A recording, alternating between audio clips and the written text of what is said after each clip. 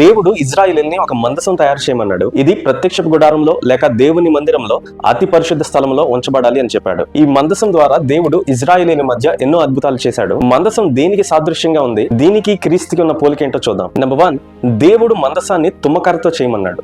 చెక్క లేక కర్ర క్రీస్తు మానవ శరీరానికి సాదృశ్యంగా ఉంది. అయితే తుమ్మకర్రనే వాడమని చెప్పడానికి కారణం ఏంటంటే ఇది అంత సులువుగా చదపట్టదు, పాడవదు. క్రీస్తు శరీరం కూడా పాపము లేనిది, అది పాడవదు, కుళ్ళిపోదు. నెంబర్ 2, ఈ మందసం కర్రతో చేసినప్పటికీ దానిని పూర్తిగా బంగారంతో పోత వేయాలని దేవుడు చెప్పాడు. బంగారం క్రీస్తు దైవత్వానికి సాదృశ్యంగా ఉంది. చెక్క క్రీస్తు మానవత్వానికి సాదృశ్యము, బంగారము క్రీస్తు దైవత్వానికి సాదృశ్యము. అంటే క్రీస్తు 100% మానవుడు, 100% దేవుడు. ఈ రెండు ఆయనలో మిళితమై ఉన్నాయి. నెంబర్ 3, ఈ మందసంలో దేవుడు 3 వస్తువులను ఉంచమని చెప్పాడు. 1, మన్నా.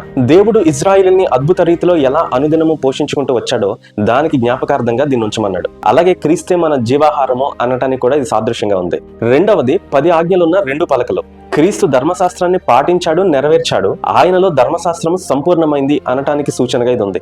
3వది చిగురించిన అహరోను కర్ర. లేవీలను దేవుడే యాజకులుగా నియమించాడని, రాబోతున్న కాలంలో క్రీస్తు శాశ్వత కాలం ప్రధాన యాజకుడిగా ఉండబోతున్నాడని సూచనగా ఇది ఉంది. అలాగే ఇది ఇజ్రాయేలీల తిరుగుబాటును కూడా సూచిస్తుంది. నెంబర్ 4, ఈ మందసం పైన ఒక మూత లేక కప్పు లాంటిది వేయమన్నాడు. ఇది పూర్తిగా బంగారంతో చేయబడింది.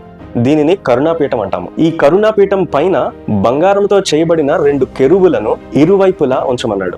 ప్రతి సంవత్సరం ప్రాయశ్చిత్తార్థ రోజున ప్రధాన యాజకుడు ఒక పశువుని బలిచ్చి దాని రక్తాన్ని ఈ కరుణాపీఠం పైన ప్రోక్షించాలి. ఈ రక్తం ప్రోక్షింపబడినప్పుడు దేవుని యొక్క సన్నిధి, దేవుని యొక్క మహిమ ఈ కరుణాపీఠం మీద 2 కెరూబుల మధ్యలోనికి దిగుతుంది. ఇది ప్రజలందరి పాపము కొరకు యేసయ్య పొందిన బలియాగాన్ని, ఆయన విమోచన రక్తాన్ని సూచిస్తుంది. దేవుని యొక్క ధర్మశాస్త్రాన్ని ఇజ్రాయేలీలు గాని ఏ మానవుడు గాని పాటించలేకపోయాడు. కాబట్టి దేవుని యొక్క ఉగ్రత మానవుల మీద రాకుండా క్రీస్తు రక్తము ధర్మశాస్త్రానికి, దేవుని సన్నిధికి మధ్య ఉన్న కరుణాపీఠం మీద నిలిచి మనల్ని దేవునితో సమాధానపరుస్తుంది.